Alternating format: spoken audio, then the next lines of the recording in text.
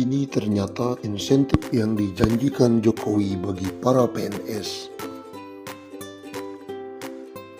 Presiden Joko Widodo atau Jokowi merencanakan adanya tambahan insentif untuk perbaikan kesejahteraan aparatur sipil negara atau ASN alias PNS, terutama yang sudah memasuki masa pensiun. Menteri Keuangan Sri Mulyani Indrawati mengatakan, fokus pertama pemerintah adalah menggencarkan reformasi pensiunan ASN TNI dan Polri, termasuk dengan ASN daerah. Untuk bisa diperbaiki dari sisi benefit atau manfaat yang diperoleh oleh ASN TNI, Polda, dan Polri, kata Sri Mulyani.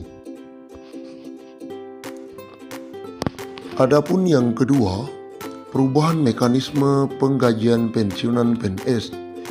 Jika sebelumnya pensiunan PNS hanya mendapatkan gaji pokok, nantinya hak abdi negara yang sudah lama pensiun akan mendapatkan insentif. Insentif tersebut berupa pemberian take home pay. Meski demikian, mantan Direktur Pelaksana Bank Dunia itu belum merinci lebih jauh komponen apa yang akan ditambah dalam mekanisme tersebut. Jadi tidak hanya gaji pokok, tapi take home pay yang dia peroleh.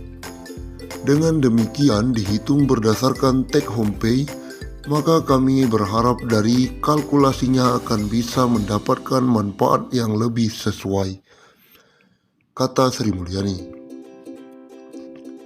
Sri Mulyani juga menegaskan, mekanisme rencana ini akan kembali dilaporkan kepada Presiden Joko Widodo.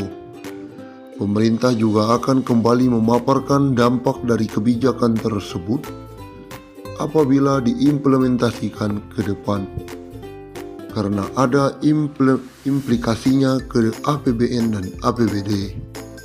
Kami perlu sampaikan ke daerah termasuk di dalam rencana APBN kita ke depan, jelas Sri Mulyani.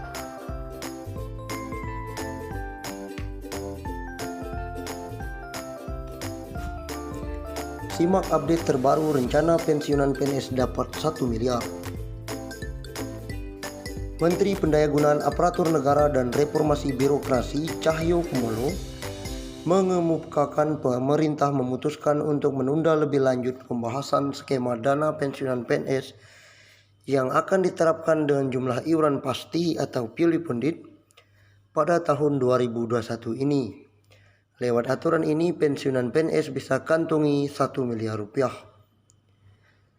Belum ada pembahasan lagi, konsentrasi COVID dulu, kata Cahyo saat berbincang dengan CNBC Indonesia beberapa waktu lalu.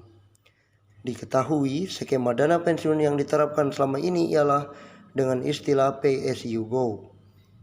Rencana perubahan skema pensiunan pilih pendit memang dilakukan sebagai salah satu langkah untuk memberikan uang pensiunan yang lebih besar kepada para abdi negara yang telah habis masa kerjanya. Terlebih, skema ini akan mengurangi beban anggaran pendapatan dan belanja negara. Saat ini, APBN harus mengucurkan dana sekitar 120 triliun setiap tahunnya untuk pembayaran pensiunan PNS TNI Polri yang berjumlah 3,1 juta orang. Melalui skema Pay as you go yang masih berlangsung saat ini, dana pensiunan berasal dari hasil iuran PNS sebesar 4,75% dari gaji yang dihimpun PT Taspen, ditambah dengan kontribusi dari Kas Keuangan Negara atau APBN.